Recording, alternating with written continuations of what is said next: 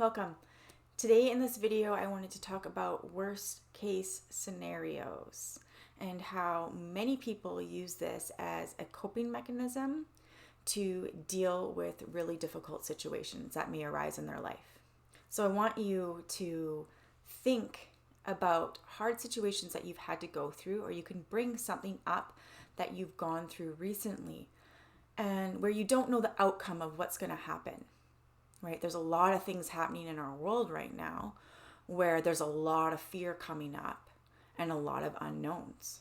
This not only affects the collective on that level, on the macro level, but it also affects us individually in our lives. For healing technologies and advice for your transformation, be sure to subscribe and hit the bell if you want to be notified when I put out new content.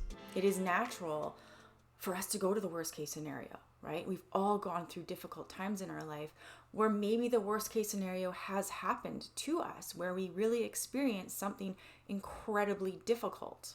So just check within yourself right now and see, is this something you do? If you need to pause the video to reflect on this, then do so. So this is something that I always used to do. I used to go to the worst case scenario no matter what. Right? If a relationship broke up, I would go to the worst case scenario. My deepest fears would come out, and we believe that that's what we're going to step into. But usually what we think is going to happen shows up in a different way. But the one thing that I have to mention is if we step into fear enough, we will actually create that reality. We are creators. We create our own reality. So we have to be very mindful of our thoughts. We actually can be counterproductive. So it's kind of funny, right? We don't want something to happen, and so we'll focus on that. Put all of our energy in what we do not want.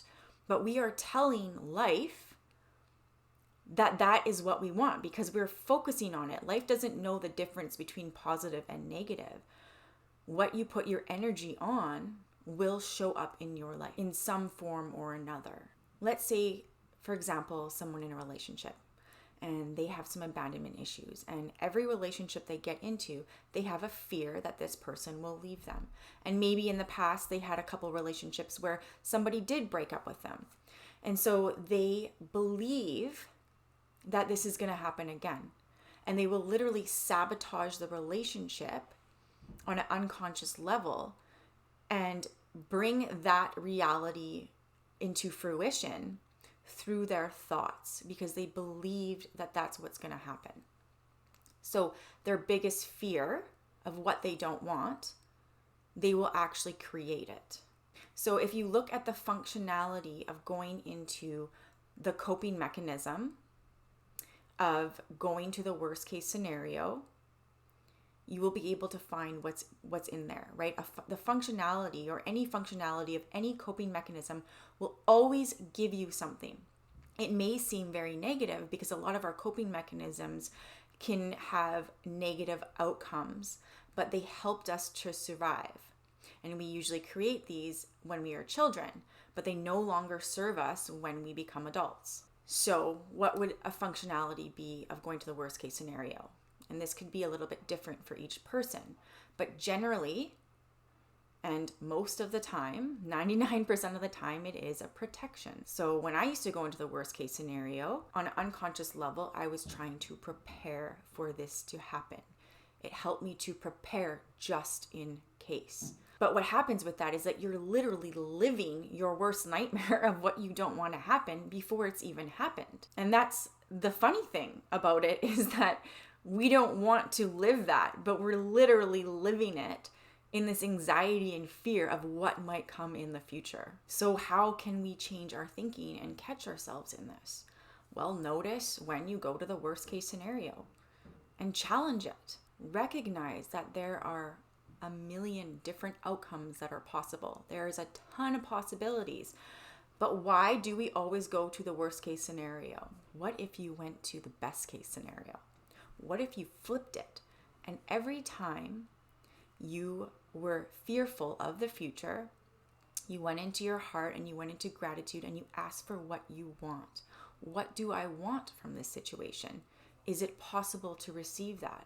Well, of course it's possible, because anything is possible. So if we can create our reality through our thoughts and actually create our fears, the thing that we do not want to happen, then we can also create the things that we want to happen. So this is a really good practice to have, to just switch it, change it. When you notice fear coming up, challenge it, because we only have this now moment, right now.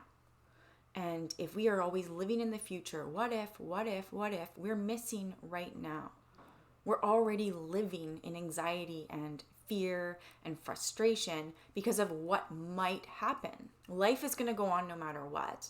And we can influence that with positive thoughts of what we want. How do we want to co-create with life? What does that look like for us? So as soon as I go to the worst case scenario, I correct myself right away, because it's so easy to fall back into that, but it doesn't serve you. It doesn't serve me. It doesn't serve anybody. So challenge your fears, because there's a lot coming up right now, and a lot of them are really, really hard, and they are big things that are happening in the world where it does create valid fear, but we don't know what's going to happen.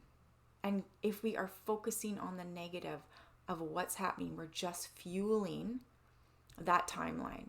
If we want to be the change in the world, then find a new way. How can you co-create with life and help the collective to move in a new direction?